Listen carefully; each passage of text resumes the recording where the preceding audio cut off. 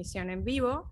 No sé si alguna vez escuchaste que un emprendimiento o un proyecto que no genere utilidad es un hobby demasiado costoso. Y es que justamente el corazón de todo proyecto son las finanzas, que es un aspecto que particularmente descuidamos muchos emprendedores y solo recordamos este aspecto y por supuesto el aspecto contable, que es esencial cuando recibimos el monto que hay que pagar de impuestos. Esto es un común denominador que puede traer consecuencias como por ejemplo el no tener o el no poder pagar la utilidad cuando termina un ciclo, el cierre a lo mejor de un negocio por un tema de quiebra al no atender estos dos aspectos. Y por eso yo hoy he traído una invitada que es experta en la materia. Su nombre es Denise del Castillo. La consigues en redes sociales como DCR Contadores y estamos por YouTube, también por Instagram. La voy a subir por aquí, si Denise nos puede mandar la invitación nuevamente para que se suba a nuestro live del día de hoy. Ajá, por aquí está la solicitud. Y ya la vamos a aceptar. A ver, no me está dejando aquí el teléfono. Ya vamos a subir a Denise. Un tema técnico aquí. A ver, aceptar, perfecto. Y bueno, entonces pues bienvenida a nuestro live. Ya se está subiendo, ya le di a aceptar a su invitación. Y para no introducir ruido, voy a bajar por aquí el volumen. Bienvenida entonces, Denise, a nuestro Instagram Live del día de hoy. Ya les estaba dando una introducción a mi comunidad. Vamos a hablar de finanzas, particularmente del aspecto contable. Por aquí yo he preparado pues una serie de preguntas para nuestro en vivo, pero antes te voy a pedir que te presentes para que te conozcan aquí en mi comunidad. Hola, ¿cómo están? Pues muchas gracias por la invitación. La verdad que yo encantada de poder platicar acerca de todo el tema de los impuestos y las finanzas. Y pues yo soy contador público, tengo un despacho, me encuentro en México, en la ciudad de Mérida, Yucatán, y pues me dedico a dar consultoría y servicios profesionales a personas físicas y a empresas sobre todos estos temas de los emprendedores, cuando quieres iniciar un negocio y no sabes cómo empezar con todo el mundo del SAT, que a veces da mucho miedo y que puede pues llegar a ser un dolor de cabeza todo este tema fiscal. Entonces, pues a eso me dedico, a ayudar a los emprendedores con sus impuestos. Yo voy a mover la cámara para acá para estar más cómoda por aquí. Y bueno, pues muchísimas gracias entonces por esa invitación y ya vamos a contestar una serie de preguntas que yo tengo por aquí. Si las personas que nos están viendo en este live tienes un emprendimiento, un negocio, un proyecto, no sabes por dónde empezar, pues nos puedes dejar todas las preguntas aquí en el en vivo. Si lo vas a ver en el formato grabación, pues también con mucho gusto Denise y yo te las vamos a responder. Antes de entrar en materia, es importante destacar que las finanzas y el aspecto contable son dos elementos totalmente diferentes, pero que van de la mano. Y estamos en una época de emprender donde no hay límites, donde están las redes sociales, donde podemos conectar de esta manera. De hecho, Denise está en otra locación, yo estoy en Monterrey. Así que bueno, vamos a entrar entonces en materia. Denise, yo te voy a hacer una serie de preguntas y la primera y bien importante en relación a este aspecto contable es ¿qué beneficio tiene un emprendedor de darse de alta en Hacienda? Pues mira, como principal beneficio, muchas veces los contadores nos dicen, bueno, te vas a evitar problemas con el SAT, ¿no? Poner en riesgo tu patrimonio, tener multas, perdón, es que está lloviendo terriblemente. Tener multas puede poner en riesgo pues tu negocio y todo lo que has construido, ¿no?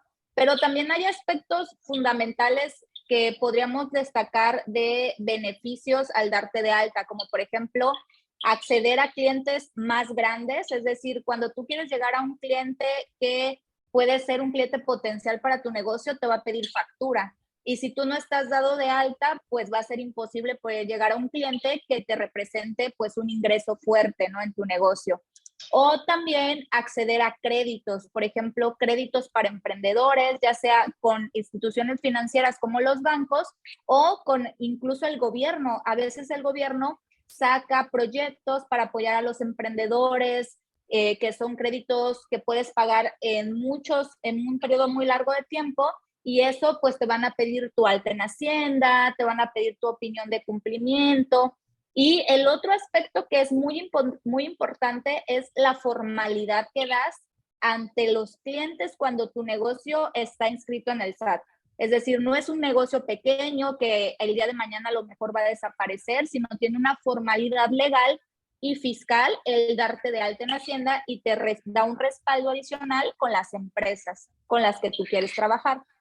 Sí, de hecho es como hasta un requisito cuando van a hacer un proceso de contratación. Queremos ver tu opinión de cumplimiento y te piden, por supuesto, tu constancia de situación fiscal, y por supuesto toda factura, todo negocio tiene que justificar la salida de un dinero, y debe ser, por supuesto, a través de una factura. Y esto, fíjate que claro que este live es súper importante porque muchos emprendedores no se atreven. Particularmente he tenido alumnos que incluso le tienen miedo al SAT porque pues hay como una mala cultura o mala concepción de lo que implica estar dado de alta en Hacienda, y no se dan cuenta que también hay otros aspectos provechosos que se les puede sacar partido, y que ya lo vamos a estar hablando. Pero la siguiente pregunta es, ok, ese es el beneficio de darse de alta. ¿El régimen fiscal entonces puede variar dependiendo del dueño de negocio? ¿Cómo funciona este aspecto? Sí, el régimen fiscal varía de acuerdo a tu actividad económica, es decir, no va a tener el mismo régimen fiscal, por ejemplo, un médico que una persona que se dedica a las plataformas digitales, o no va a poder tener el mismo régimen fiscal una persona que tiene un restaurante a una persona que se dedica a la agricultura, por ejemplo, ¿no? Entonces, el régimen fiscal va a ir relacionado a la actividad que tú vas a desempeñar. Entonces, va de la mano directamente. Va de la mano directamente. Y para alguien, bueno, sé que puede variar según la actividad, pero para alguien que emprende en redes sociales, que ofrece, por ejemplo, servicios de asesoría, ¿cómo qué tipo de régimen pudiera ser en este caso? Pues si tiene ingresos menores a 3,5 millones, el nuevo régimen de confianza es muy atractivo por las tasas del impuesto sobre la renta, que son unas tasas muy pequeñas, y tienes que cumplir con el ingreso menor a 3,5 millones en el año, no ser socio de personas morales, y pues estar inscrito en el SAT. Y realmente ese régimen, te digo, es muy beneficioso por la tasa, ¿no? No es una tasa elevada como en otros regímenes fiscales. Y otro, por ejemplo, si tú tienes ingresos superiores a 3,5 millones o eres socio de una persona moral, puedes inscribirte en el régimen de actividad empresarial.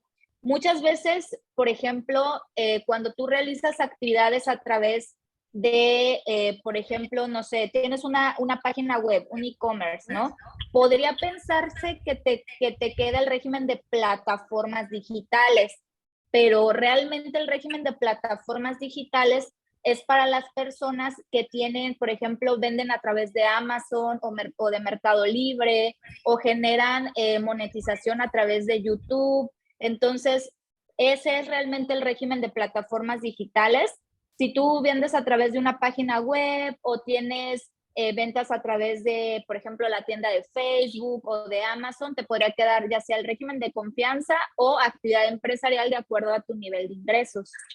Ok, entonces es algo que, claro, debería consultarse directamente con un experto. En este caso, pues Denise está aquí. Si tienes alguna duda sobre cuál debería ser el régimen que te corresponde para darte de alta, pues lo mejor es consultar directamente con el experto, porque como está indicando Denise, no necesariamente es el mismo para todos, va a depender de la actividad, va a variar en función de lo que se esté comercializando. Ahora, otra pregunta bien importante: si ya la persona, bueno, pasó a ser una persona física con actividad empresarial o una persona moral, porque va a depender si constituye una empresa, ¿qué elementos del negocio en general puede deducir justamente para evitar que la carga fiscal apague de alguna manera la luz del negocio al ver que es demasiado el tema de pagar impuestos? Claro, mira, de hecho es muy importante importante el tema de las deducciones porque, por ejemplo, en el nuevo régimen, el régimen de confianza, en ISR, en el impuesto sobre la renta, no hay deducciones. Entonces, pagas una tasa de acuerdo a tus ingresos cobrados en el mes. Y si tú tienes muchas deducciones, pues realmente hay que analizar si te conviene ese régimen o no. Si tú tienes muchas deducciones, por ejemplo, ¿qué puedes deducir? Puedes deducir los costos que estén directamente relacionados a tu negocio. Por ejemplo, si tienes un restaurante, puedes deducir todos los insumos del restaurante. O si tienes un hotel, puedes deducir todo lo que implica mantener ese hotel, que si las sábanas, los jabones, las toallas. Y adicional de los costos están los gastos operativos.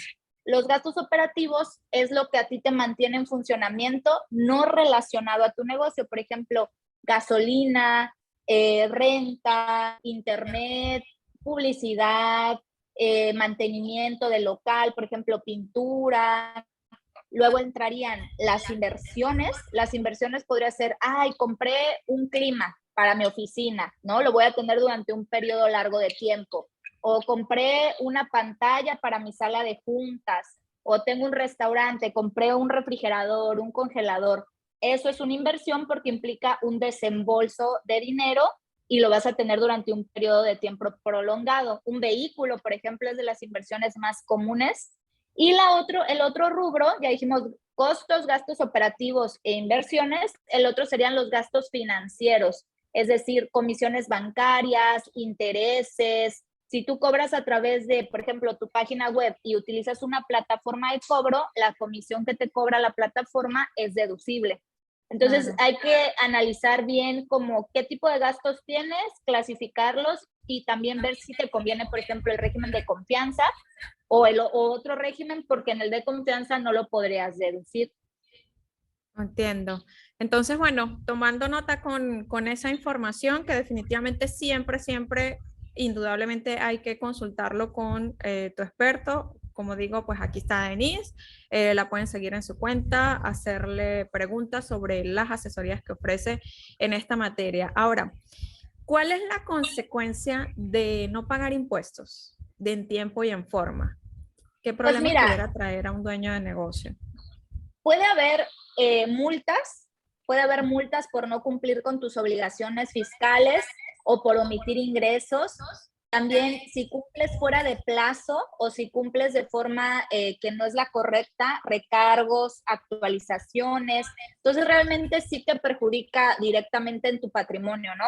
Realmente serían, claro, esas tres de forma más directa, porque incluso si tú tienes una residencia en no cumplir, pues te puede llegar una auditoría, te puede llegar una revisión de Hacienda. Entonces, lo ideal es que tú cumplas con una estrategia fiscal correcta dentro de la legalidad, qué régimen me conviene más analizado con números. Y si tú analizas muy bien tu situación financiera y la empatas con tus impuestos, los impuestos no van a ser una carga pesada de cumplir. Muchas veces llegan conmigo a consultoría y me dicen, es que siento que estoy viviendo para pagar al SAT, ¿no? Entonces hay que checar muy bien qué está fallando ahí en tu negocio o en tus finanzas que se puede mejorar, ¿no? Definitivamente. De hecho, por mi parte, yo recomiendo que dentro del plan de negocios o el plan de ingresos y gastos de la compañía siempre esté la partida de los impuestos. Y de esta manera vamos a evitar sorpresas si nosotros poco a poco en la planificación lo vamos incorporando. Poco a poco, no, de una en realidad, ¿no? Dentro de nuestra planeación ya sabemos que es un dinero que va a estar reservado justamente para el pago de esa categoría que no puede faltar por todos los beneficios que trae el tema de tener legalidad. Recuerden que pues estamos emprendiendo y nadie quiere un negocio que no genere utilidad, todo el mundo quiere escalar su negocio, quiere hacer que sea un negocio rentable y la manera de que un negocio se vuelva rentable es que vayamos creciendo en el tiempo y si tenemos esta formalidad, esta legalidad, definitivamente que lo vamos a lograr. Y hablando pues del plan de negocios y hablando de que esta partida debe estar ahí, vamos a hablar un poco del tema de las ganancias y las utilidades. Ya yo decía al principio del live, un negocio que no genere rentabilidad es un hobby demasiado costoso. Eso es una frase que escuché alguna vez que a mí me impactó muchísimo porque es totalmente cierta. Son lo mismo, ganancia y utilidad. Este concepto es el mismo cuando se deben calcular, cuándo se paga la utilidad del negocio.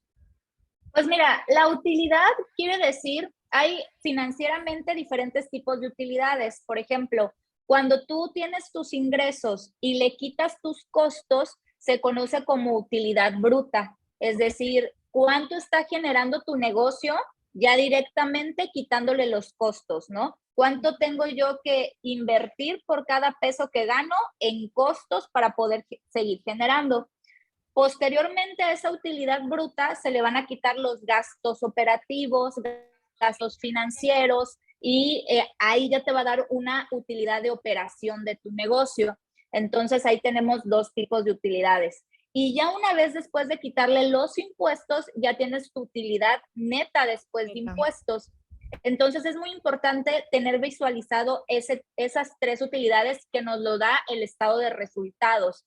Sacar los estados de resultados de tu negocio de forma periódica es muy importante para saber si estás ganando, cuál ha sido tu mejor mes, cuál fue tu peor mes o tu mes más bajo, y en base a eso tomar decisiones. Realmente las finanzas lo que te da es toma de decisiones oportuna. Entonces, si tú no conoces tus números, no vas a poder hacer cambios que te ayuden, como bien lo mencionas, a tener un negocio pues prolongado, que sea durante un periodo de tiempo, que la vida de ese negocio sea pues larga. Sí, de hecho, fíjate que dijiste algo clave.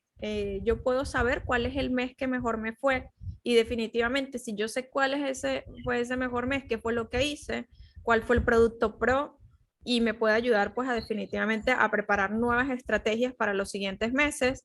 Incluso sirve como base de datos para el año siguiente, aunque hay constantes cambios a nivel de la economía mundial, tener un histórico de cómo se ha comportado mi negocio me va a ayudar a crear un plan de trabajo para el siguiente año.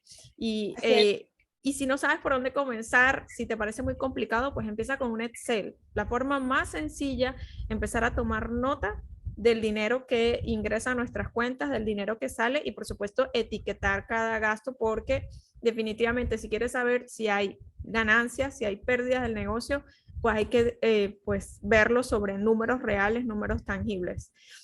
Y si queremos mejorar algo, pues si no lo medimos, no lo podemos mejorar definitivamente. Y aquí viene una pregunta, porque esto pasa muchísimo con los emprendedores que son dueños de negocio y piensan que todo lo que es del negocio es suyo. Entonces, ¿por qué sería conveniente el tema de asignarte un salario cuando eres el dueño de negocio? Es conveniente por varias razones. Primero, precisamente como bien lo mencionas, para tener un control de que no todo el dinero pues es ganancia, hay que reinvertir en mi negocio y no todo el dinero pues lo puedo así como me quedó 50,000 pesos en la cuenta y me lo voy a gastar porque el siguiente mes pues tengo que iniciar con saldo y para poder pagar las cuentas y también pues para tener control financiero, ¿no? El otro punto importante es porque muchas veces el asignarte un sueldo, además de que te da control, te da como un incentivo, porque pues no somos robots de nada más, vamos a estar trabajando así y como que sin cobrar nada, ¿no? Y realmente eso te motiva a seguir trabajando en tu negocio. Muchas veces como emprendedores trabajamos más que cuando estamos pues en un trabajo, digamos, de asalariados, ¿no? Trabajamos 10 o más horas al día. Entonces, realmente tener un sueldo, uno, te motiva, te incentiva y el otro punto muy importante para las finanzas, estableces un control financiero. Un control y proteges la utilidad del negocio en definitiva, porque no estás tomando todo el monto y además proteges los gastos operativos. Y creo que pudiéramos añadir el hecho de que si a futuro queremos delegar el ejercicio de nuestras actividades, como CEO del negocio o como administrador, pues sería una medida de cuantificar cuánto le pagaríamos a la persona que pudiera reemplazarnos en el ejercicio de esa actividad. Y esto se enlaza con esta pregunta. Si un negocio necesita empleados, se entiende que también tienen un beneficio, ¿no? De ley. o al menos así debería ser. ¿Qué se necesita? ¿Cuánto cuesta?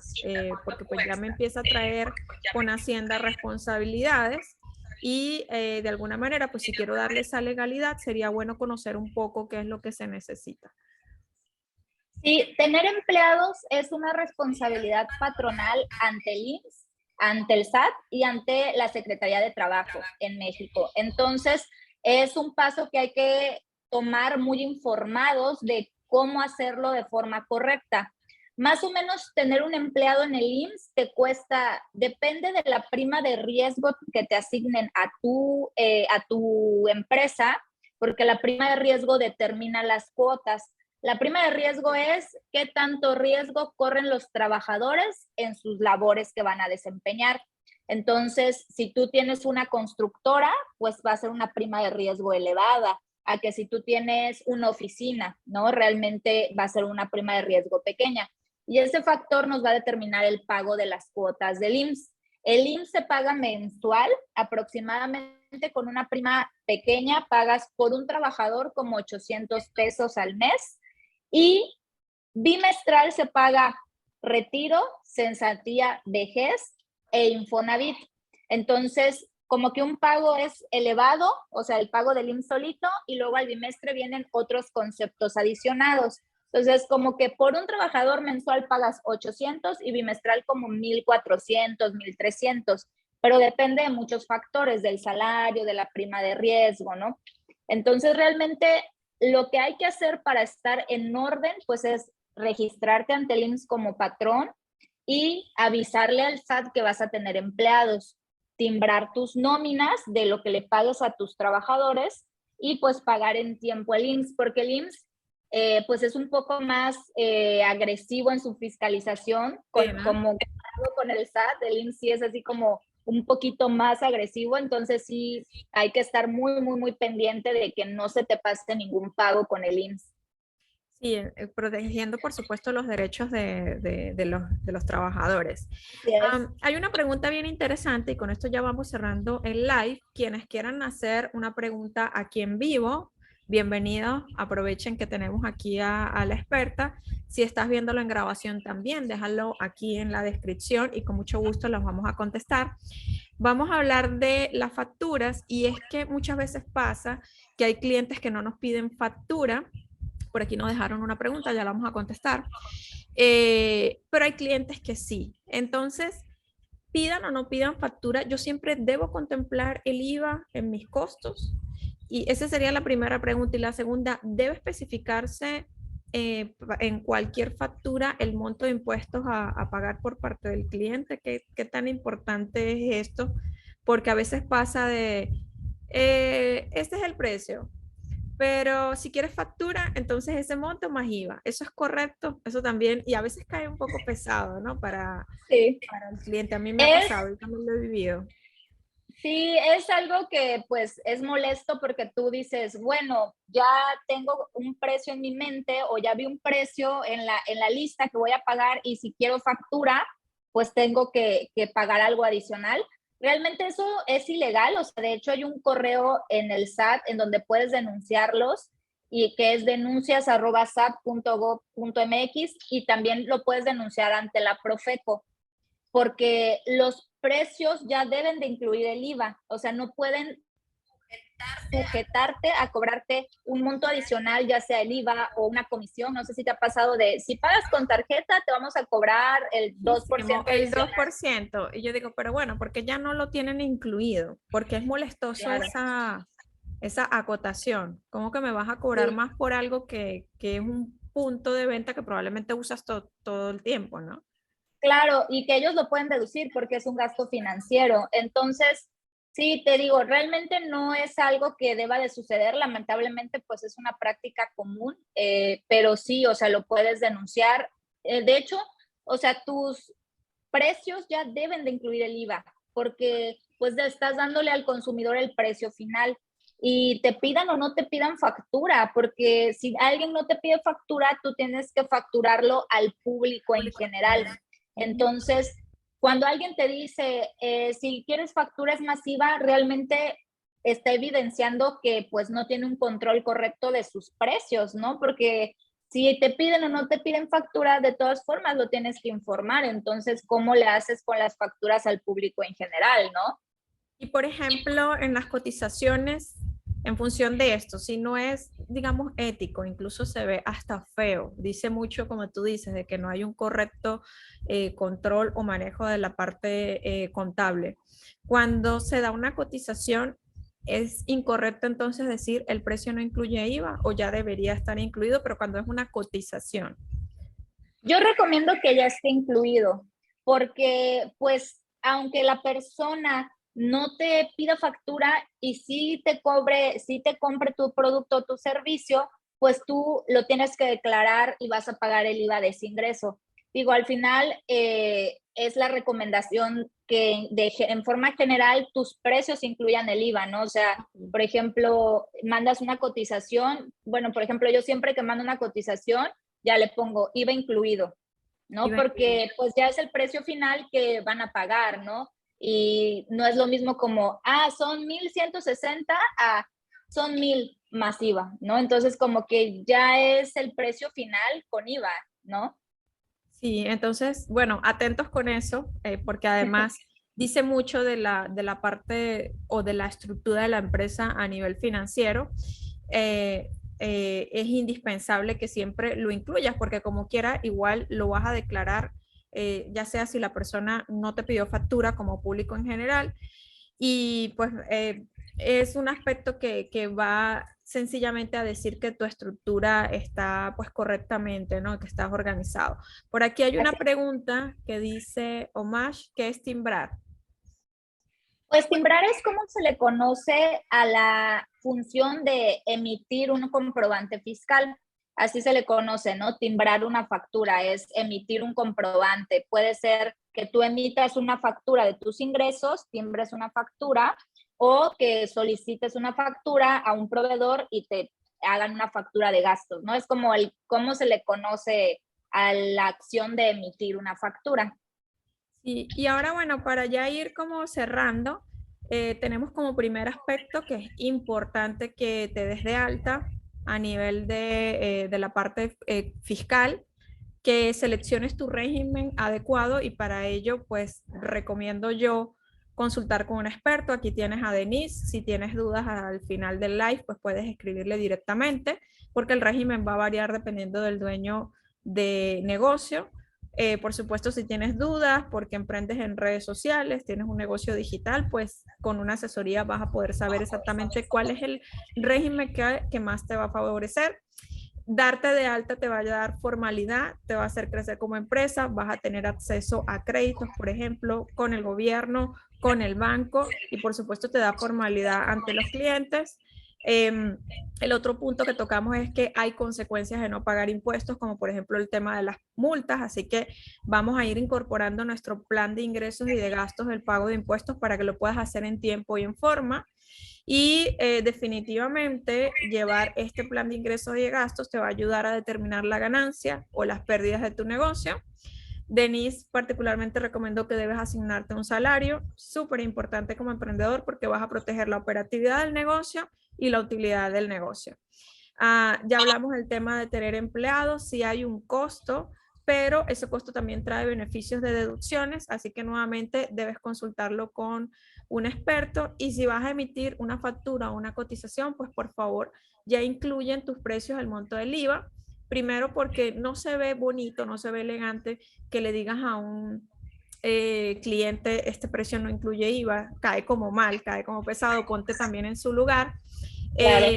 Pero igual es un dinero que tú declaras como público en general. Recordemos de que si alguien no te pide factura, igual tienes que hacer una factura para público en general. Y por aquí hay una pregunta que te voy a colocar, que nos Sí. dejó los PRAC, se llama la cuenta. Si vendo en Mercado Libre, ¿también puedo deducir el IVA? Sí. Si venden Mercado Libre, en el régimen de plataformas hay dos opciones. Depende de cómo esté dada de alta. La primera opción es el régimen de pago definitivo, donde tus retenciones ya se consideran un pago de impuestos. Y la otra opción es el de pago provisional, en donde las deducciones que tú tengas, compras, gastos, costos, se pueden deducir y tienes que presentar tus pagos provisionales de impuestos. Entonces, habría que checar en cuál de las dos opciones está dada de alta. Sí, y de hecho aquí nos deja otra pregunta. Yo vendo en Mercado Libre nuevamente, ya me cobran el IVA por cada venta. ¿Eso también lo tengo que declarar? Sí, son las retenciones que te cobra Mercado Libre. Mercado Libre te cobra retención de ISR, comisión y retención de IVA. Entonces, se pueden acreditar esas retenciones. Sí, de hecho yo tengo experiencia en eso porque nosotros tenemos una juguetería virtual y Mercado Libre te emite un certificado de esas retenciones ya y con ese certificado es con el que nosotros nos vamos a declarar. Así es. Así es un poco más sencillo porque ellos ya te entregan pues un PDF organizado donde te dicen todas las ventas del mes, el ICR, el IVA, pues absolutamente toda la información nomás de irla a subir al SAT. Estuvo muy Sí, buena es esa una constancia. pregunta. Déjame ver si alguien más por aquí nos tiene alguna duda. Sí, por aquí. Vamos a ponerla, la voy a fijar. ¿Bajo qué régimen se da de alta una persona que dedica operaciones, creo que es a las operaciones de mercado en otro país? ¿Qué tipo de operaciones? ¿Será que Pues está? habría que ver, ajá, qué tipo de operación, si es enajenación de acciones, si es ingresos por intereses, o qué tipo de operación de mercado, importación, exportación. Sí, va a depender entonces. La pregunta está un poco amplia, debería ser un poco más específica. Y por aquí veo otra duda, dice, esta la voy a poner y voy a aprovechar el momento. ¿Me puedes apoyar con una hoja Excel para llevar el control de gastos mensuales? Eh, Fíjate que nosotros tenemos una hoja de registro de ingresos y gastos bastante sencilla. La puedes descargar en el enlace de mis historias destacadas. Por aquí hay otra pregunta. ¿Por qué ahora vamos a tener que pagar impuestos por factura que aún no hemos cobrado? No sé, eso sucede ¿Dónde aquí está la pregunta? Ah, ya.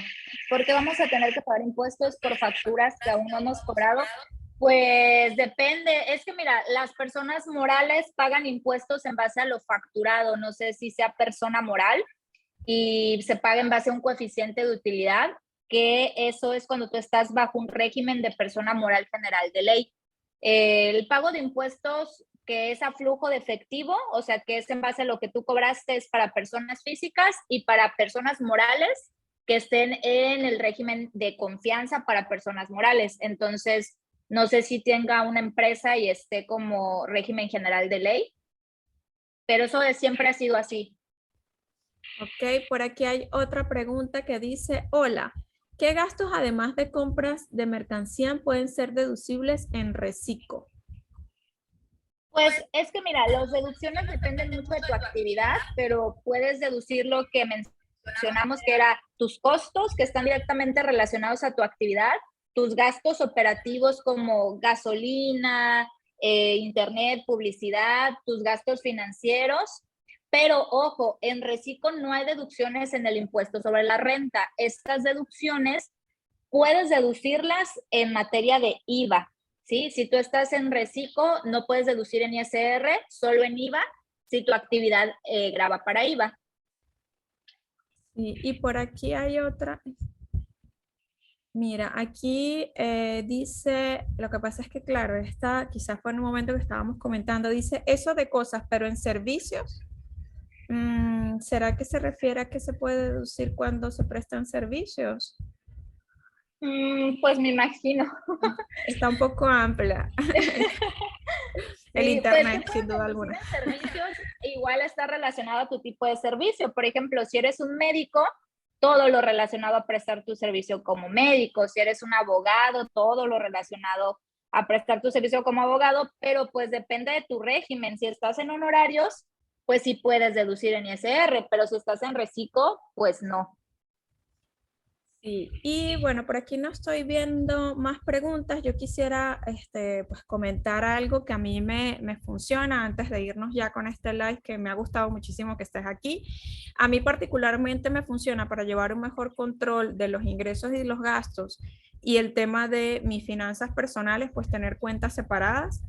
También por un tema de cuando se está haciendo la conciliación, es muchísimo más sencillo conciliar gastos propios de la empresa, que también esté la información de mis gastos personales, como por ejemplo el pago de colegio de mi hijo, el pago de las compras del súper. Entonces, a mí, desde que yo tengo cuentas separadas, se me ha hecho súper más sencillo el tema de declarar, de conciliar, de incluso auditarme a mí misma cuando estoy revisando mis ingresos y mis gastos. Entonces, esto más bien, este comentario es una recomendación.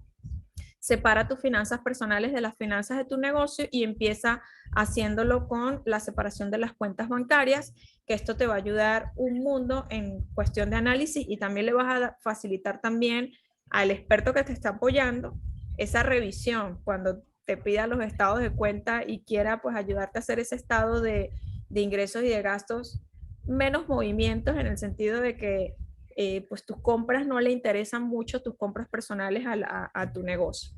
No sé si Y quieres dejarnos pues un mensaje. Es algo que siempre recomendamos en las consultorías, porque además de que te da un orden en tu negocio y en tus finanzas personales, también el SAT te revisa de acuerdo a tus estados de cuenta. Entonces, el SAT te puede revisar hasta 5 años atrás. Entonces, imagínate, no te vas a acordar de qué hiciste hace 5 años en todos los movimientos y todo lo tienes como en un solo estado de cuenta, en una cuenta bancaria. Híjole, no te vas a acordar de este sí era ingreso y este no, o este sí era gasto y este no. Entonces, para un mayor control financiero y fiscal, siempre la recomendación es tener cuentas separadas. Cuentas separadas. Y con esta pregunta ya vamos a cerrar. ¿Me podrías decir en términos que uno no entienda qué son las retenciones? Sí, claro. Mira, las retenciones es cuando Hacienda te quita de tu ingreso un impuesto directamente. O sea, tú el ingreso que recibes ya está descontado un impuesto. Por ejemplo, en plataformas digitales, cuando tú recibes el ingreso de tu venta por Mercado Libre, ya tiene menos la retención de ISR y menos la retención de IVA. Es decir, ya te quitó una parte de impuestos. O si tú trabajas para una empresa y te pagan por sueldos y salarios, el ingreso que tú ya recibes en tu cuenta bancaria ya pagó impuestos, o sea, ya le retuvieron, le quitaron una parte del impuesto sobre la renta. Sí, no, está súper, súper muy bien explicado. Muchísimas gracias, Denise. Y ya para cerrar, ¿algún mensaje que quieras darle a todos esos emprendedores que de alguna manera sienten que la parte contable obstaculiza su, pues el abrir un proyecto, un negocio? ¿Qué recomiendas para que no sientan que esto es un obstáculo, para que vean que más bien es un beneficio? Pues sí, mira, realmente lo que yo siempre recomiendo es infórmate, pierde el miedo, porque muchas veces el miedo es igual a desconocimiento, ¿no? Y cuando yo estoy en consultorías, cuando estamos en consultorías con los emprendedores, siempre salen después de una consultoría así como, ay, ya, entonces no es tan difícil, ya No es mira tan qué difícil. o sea, informarte y asesorarte te da mucha claridad y te das cuenta que no es tan complicado, ¿no? Entonces, realmente, la verdad, siempre la recomendación es, puedes leer libros, puedes tener una consultoría, meterte a un curso, a un webinar. Entonces, informarte es lo que te va a dar las herramientas de iniciar con el pie derecho. Y siempre recomiendo, pues, iniciar un negocio ya informado, porque muchas veces inicias y no sabes cómo llevar esa parte de los impuestos, y ya luego cuando tratas de corregirlo ya es una bola de nieve que se complica un poco, pues echar marcha atrás, ¿no? Marcha atrás. Entonces, pues ya escucharon la recomendación de Denise. Muchísimas gracias, agradecida que estuvieras aquí con nosotros el día de hoy. Este live lo vamos a dejar grabado, pero lo vamos a subir a YouTube. Así que si te quedaron dudas, si lo quieres volver a consultar porque estás en ese proceso de emprender, pues lo puedes ver. Lo vamos a subir a la plataforma dentro de un rato más. Y por aquí una última pregunta, ahora sí ya para cerrar porque nos tenemos que ir. ¿Cómo contacto a la contadora? Bueno, su cuenta está en redes sociales, la puedes conseguir como DCR Contadores, su nombre es Denise. Y pues nada, aprovechando que termine este live, pues voy rápidamente a su cuenta y hazle todas las preguntas que tengas y todas las dudas al respecto. Entonces, Sí, me bueno, pueden. Denise, vamos a despedirnos por aquí por Instagram. Ya nos vamos a despedir también por YouTube. Muchísimas gracias por acompañarme el día de hoy. Hasta luego a Gracias. todos. Bye. Y bueno, Denise, muchísimas gracias. Vamos a despedir también la transmisión por aquí. Estoy encantada y agradecida. Me parece que fue un tema fabuloso para todas las personas que quieren emprender en redes sociales. Si les gustó este contenido, pues déjenos un like, una recomendación, compártanlo, pero por sobre todo, si tienes dudas, pues déjalas aquí en la caja de comentarios, que aquí vamos a estar para responderlas. Nos vemos pronto.